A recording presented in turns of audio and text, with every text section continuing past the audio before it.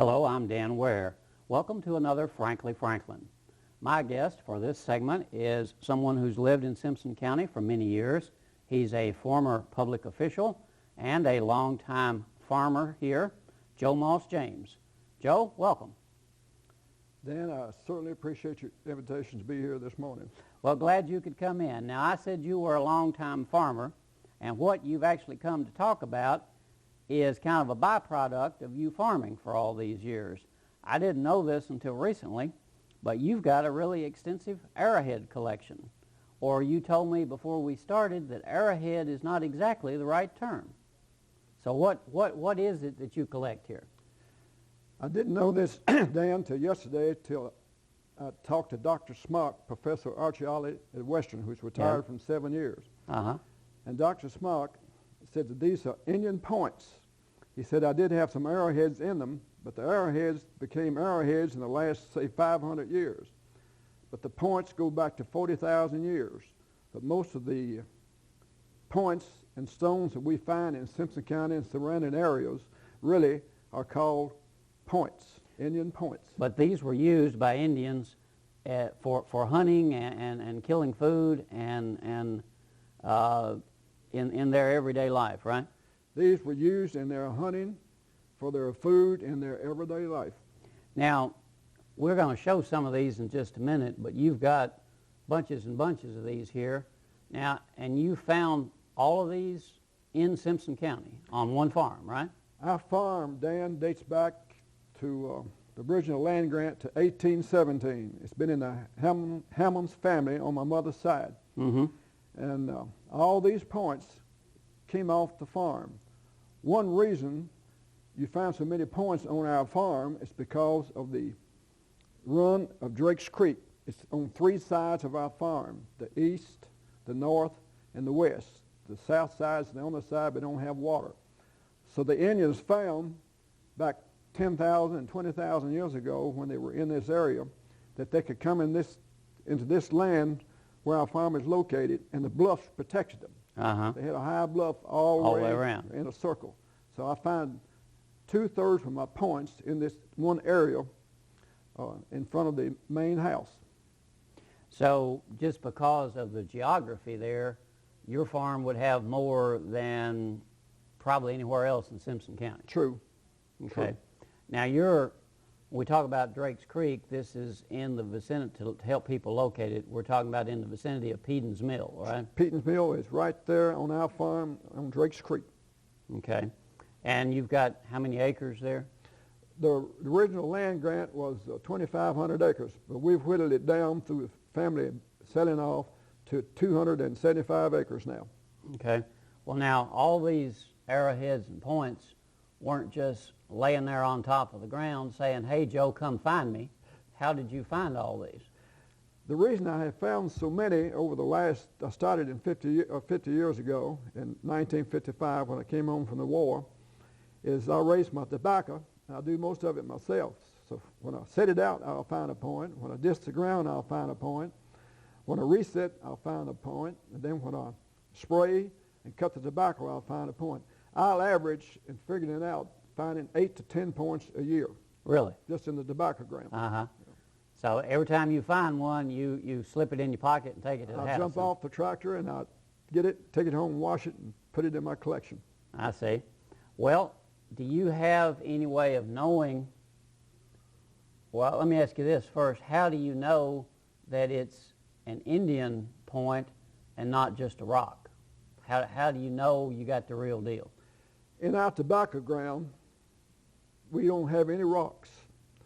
Because it's bottomland, right? In the bottomland. Okay. Every time you turn the ground, well, you turn rocks up. And when I see rocks turn in this tobacco ground, I know that it's an Indian rock, that somebody brought it there. For example, I found this year, and I have 3 of these. I found that this is an Indian axe. It looks like an axe. Okay. An Indian axe. All right. They had to have some way to chop something, so they found this out of the creek bed or out of the bluff and made it into an axe. So I knew that was an Indian rock when I saw it this summer. But they would have used it without a handle, I guess? They or might. You reckon they might have tied a They might take lashed a handle to it? They might split a piece of wood and fork it there and tie it and use it as an axe. or they'll take it and just use it with their hand. Right. Dan, while we're talking Well, about... now how... Go ahead. While we're talking about this, 10,000 years ago, the Indians couldn't go to a grocery store and get a can of beans like we do now. And not hardly. They had only 3 materials that they had to work with to make their weapons to get their food. They had wood, they had rock, and they had bone. They didn't have any metal. Mm-hmm. Those are the 3 items that they had to work with to get their food. Well, how would they shape the stone into these points or into that axe handle? How would they go about making it into, can you zoom in on that, Andrew, there? I mean, that took a lot of work to take a naturally occurring rock and, yeah, it's kind of gray against that gray background. Let me see if it'll do any better against my sweater there. Yeah, yeah. All right, well, you know, that all the work on that, how would they go about making something like that? This is a plat we had made 25 years ago. And as you can see, there are different shaped arrowheads and different sizes in this plat. Now the one that you picked up there is a large arrowhead. That's a nice arrowhead or point right there. And how you tell an arrowhead from a point, so Dr. Smock says, is the arrowheads aren't fancy right here where you tie it onto the shelf for the wood. They're just straight across. The arrowheads only came in here in the last 400 or 500 years, but these were made back when they had more time just to work on them. Now how they took that rock and did that, it's a mystery to me how they did it as skillful as they did, Dan. But I found this a few years ago. This is a flint rock that's hard. Let's hold that up and see if we can get a sharp shot of on that. the point. I don't know if we can, that gray background there. Let me try holding it in front of my sweater, Andrew. That seemed to work pretty good on the other one. Okay. All right, now Joe, I'm holding this up here. You tell me about it. This piece of rock that Dan is holding is what they chipped and serrated the arrowhead out of. When I say serrated, that means that they had edges down the side. That's a serrated arrowhead there. Right. They took this point and they... Oh, okay. Another way they would do it, they would take dried gut and skin and take it and do it like this on this piece of rock. And this is, I've been looking for a rock like this. This is the rock that they took this arrowhead on and they chipped it. Okay. And made it into a point or an arrowhead. Use that big rock as a base and then just stone on stone to shape it. True. Just the friction there. Huh. This is an antler where they help do the same thing. These antlers can be deer or elk, and they chip and serrate on that rock. Okay. This is a tube. And that bone is hard enough that it'll work against that stone. True. Okay. Well, it had to be certainly inventive to be able to do that. Yeah. And then to show you how skillful these Indians were, there's the smallest point I have ever seen. That is small. Yeah. Let's see if we can get that where he can. Can you find that one, Andrew? Is that where you can zoom in on that? That's tiny. But you're saying that would be on the end of an arrow. In an arrow. Wow. And while we're talking about the... And I guess that would, you'd be wanting to use that on some kind of real small game, I guess. While we're talking about that small point, Dan, Dr. Smock says that 10,000 years ago, they didn't have the bow. They used another form of throwing the arrow. Oh, they would just throw like a spear, kind of? Yeah, okay. What they did, they threw it like you throw a baseball or a rock. They made this spear and tied it with skin and leather and put the spear with the point on it, and they throw it. Well, you'd have to have a lot of strength to be able to throw that for any distance. And this mechanism helps them to throw it farther. And how they got their accuracy, I don't know. To me, it looks like the bow and arrow would be more accurate that they used in the last 400 or 500 years. Well, now this is the fellow you talked to. That's Dr. Smock. Okay, retired from Western. Prehistoric Indians of Southern and Northwestern Kentucky. Okay. He wrote that book. Okay. Now, how old did you say some of these go back to? How many years old? Dr. Smock really liked this one right here, Danny. This is the upper edge of the point, or arrowhead. He says that point, and matching it with his book here, right? He matched it right. He matched it right with this one right here. It goes back to 10,000 years old. That point right there is 10,000 years old. That's a long time ago. That's a very long time ago. But now, these that you've collected, they come from a range of several thousand years, I guess, right? Several thousand years. Probably on up to 300 or 400 years ago. I'll hold this up where the camera can see. Okay. Now, these are different sizes of points and colors. Uh-huh. Now, as you can see, I don't know if the camera was showing it up, but see the different colored points here? Uh-huh. Some of these points came out of Barron County because of the rock they have up there. And the reason Barron County is called Barron County is years ago, the county was barren. Right. There were no woods like down here in Simpson woods, County. right? Okay. And the Indians started farming in Barron County. Okay. In this area. And so they would have quarried this rock here, made the points in Barron County, but they would have come down here where we had woods and water to hunt. Water and have more game. I see. Where you have barren land where you don't have as much game as you do where you have jungle and woods. As you can see, the camera can see these points. This is a spear right here. Point. This is a beautiful point right here. Yeah. That point there probably could be worth several $100s right here in a collector. Okay. A personal collector. Well, now, do you take these around to shows or places? This have you is the ever? First place. Oh, okay. Right. All right. But I'm going to. Well, we're tickled you showed them to us first, but there's probably people all over the country who would really be interested in seeing that. There's no doubt about it. There's no doubt about it. Now, Dan, while we're talking about the rocks and where they came from, you remember me saying a while ago they had no metal? Right. Now, you put your thumb right here and your finger right there, just like that Indian did thousands of years ago. You can feel where his thumb was. Absolutely. See how slick it is? Yep. That's an Indian knife. Yeah. Feel how sharp it is on the edge? Uh-huh. That'll cut you wide open. That's what they cut their meat with, and their skin, and their fish. Yeah. I can see that. Yeah. Now, when they made their clothes, because wintertime, their clothes, they couldn't go down to a garment store. They had to make their own. They made it out of hide. This is an Indian needle, Dan, where they... A needle? That's a needle. If you look at it, here's another one. It has a little handle on it. Yeah. What they did with that needle, they punched a hole in the skin and pushed the dried gut and the skin through to make it interwoven. So they would have used these to make clothing to wear in the wintertime or whatever to make the tie. Yeah.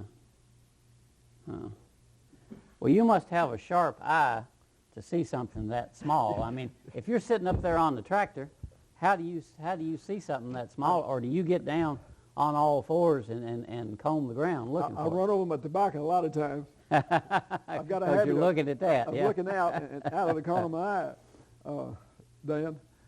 While we were talking about the Indians and how the flint to make their knives. Yeah. This is an Indian too. I feel how slick this is. Oh yeah. Okay. What they did with that, they could use it as a weapon in their hand. Okay. Or they would crack their walnuts and nuts with it. Indians ate a lot of berries and nuts and the berries. And probably they would make berry wine with it. They probably knew what the wine was 10,000 years ago. Yeah. But yeah, that's probably held it like that, right? yeah. Yeah. Okay. Now, you can tell right here from the shape of this. This was found in a tobacco gum. That's an Indian too of some sort. Uh-huh. They use somehow. Don't know for sure how they use that, though. Yeah. This type of rock here probably came out of the creek banks and the bluff. Uh-huh.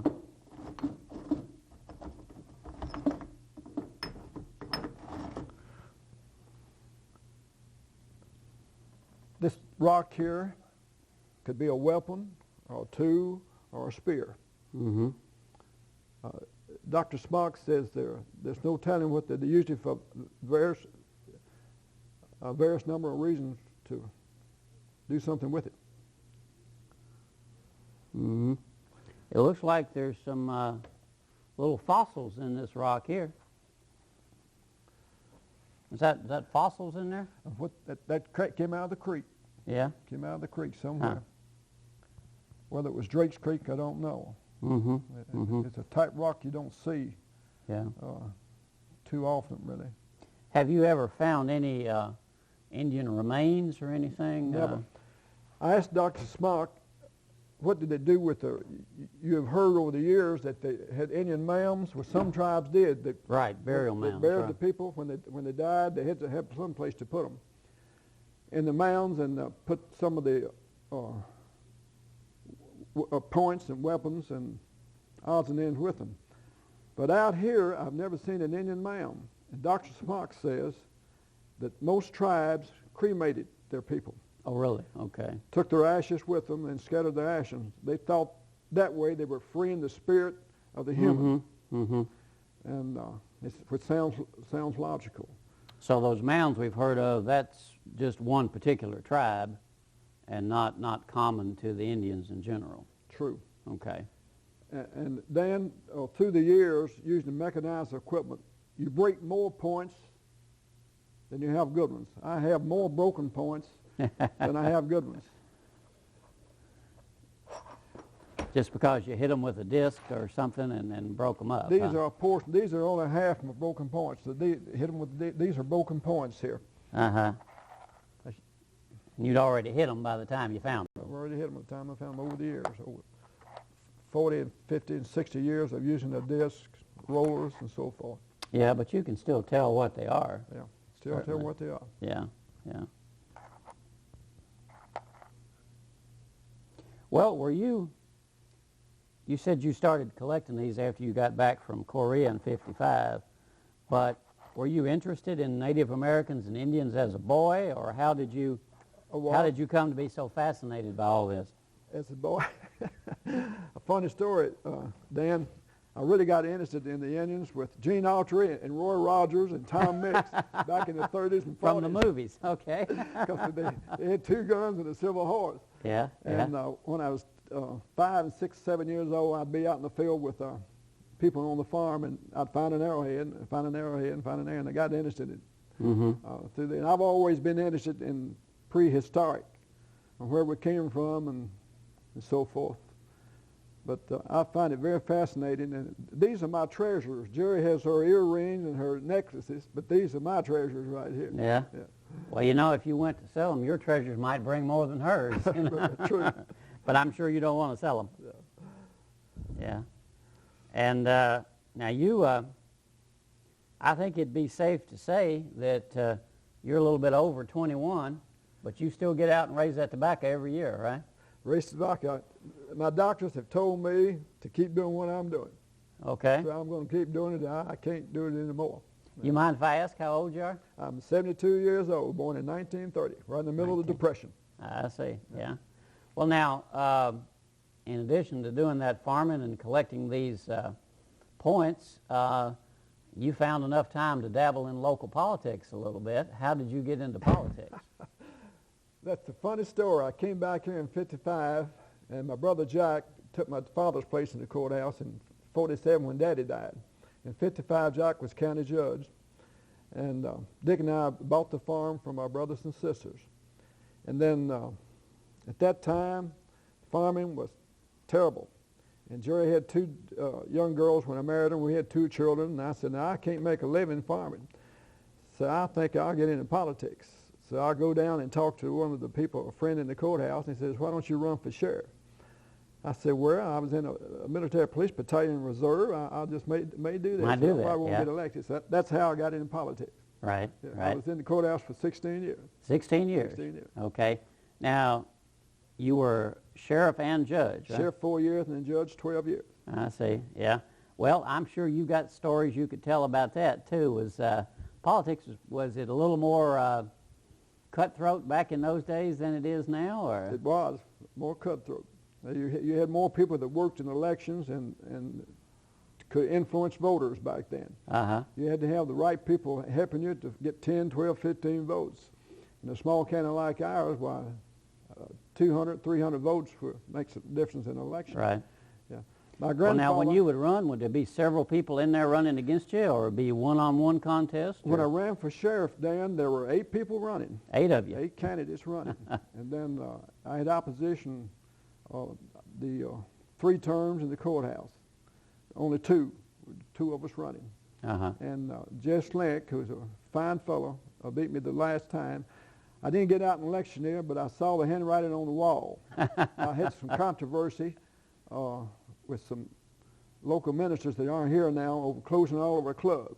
Yeah, I And kind of said remember that. I yeah. told them the clubs were here before they got here, and the clubs are good for the community, and we're not going to bother our clubs. But you don't argue with the preachers. Found that one out the hard way, huh? True.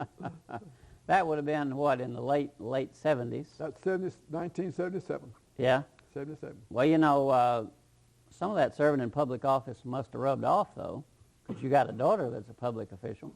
Jan Murphy is my daughter. Jan worked for some of the clerks in the courthouse, and when they retired, well, she was sort of next in line, and she ran, and the good people of the county supported her, and she's clerk at this time. Mm-hmm. Dan, by the way, you may not know, my grandfather was judge also during the 20s. Oh, really? Yeah. My grandfather Hammond was county judge, then my father, my brother, and I think all 4 of us together, then my sister-in-law, and my mother was judge for temporarily.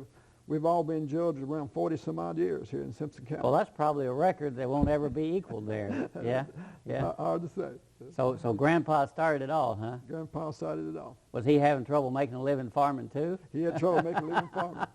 He decided he'd get in politics. So the lesson there is that politics is easier than farming. Is that the lesson we can draw? Politics is easier than farming. The farmers will tell you that. Yeah, yeah. But you seem to enjoy that farming pretty much because you went back to it and stay with it, right? I love the soil so much I could eat it. Yeah? But I enjoy farming. I enjoy being out there. I enjoy it, really do. Well, now, you said that the land had been in your family since, what, 1817. So that's really back before even Simpson County was created.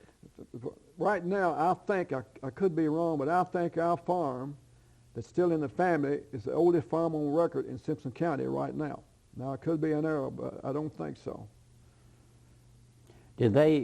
How did they come? Did he get the land granted because of military service or something? No, back then they had so much land where the government passed a law to give X number of acres away, and the original land grant was 25 acres, 2,500 acres on both sides of Drake's Creek back in 1817. But he got it to a land grant. I don't know the qualifications really at that time, how you got it. I don't know. Yeah. And you suppose, has tobacco been a principal crop on that land for all that time? We used to raise 45 acres tobacco, most of it air cured. We didn't get the burley base till around 1939 or 40. We raised strictly air cured, no fire tobacco. How many acres do you raise nowadays? We raised 5 acres last year. We'll raise 5 acres again this year if the allotment is still there. Right, right. Well, what do you think the long-term future of that is? I mean, is tobacco on its way out? I think tobacco is on the way out, Dan. There's an old saying, tobacco is hard work and foolish people use it. I quit smoking when I was 5. Uh-huh. I inhaled a cigarette and got sick on it and made me sick, and I had never inhaled a cigarette since. Don't know how. So I quit when I was 5. All those years of raising it, but don't smoke it. Yeah. Don't smoke it. Yeah. Well, it probably makes more sense to use it to make money than to spend money to acquire it. Yeah. True.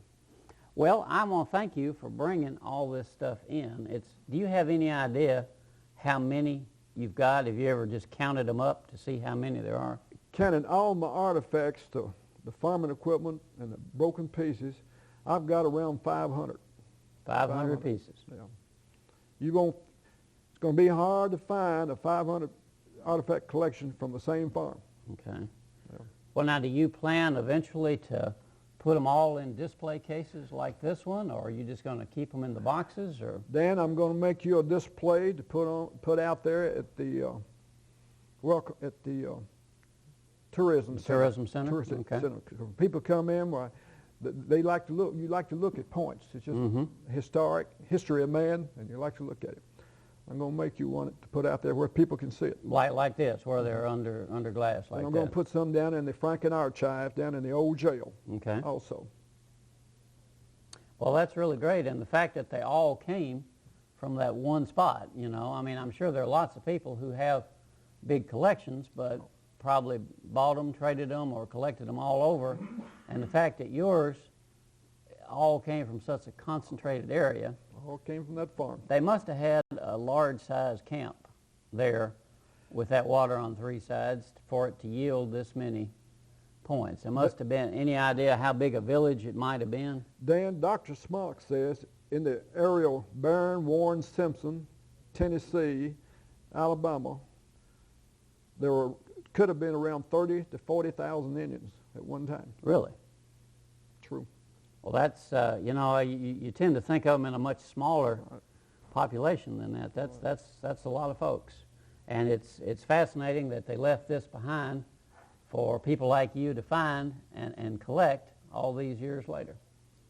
So we appreciate your generosity in wanting to show them and share them with the public. And we figured it up. You've been collecting for 47 years. And I'm sure you're going to make a few more years. You're going to keep collecting as long as you're farming, right? Try to. All right.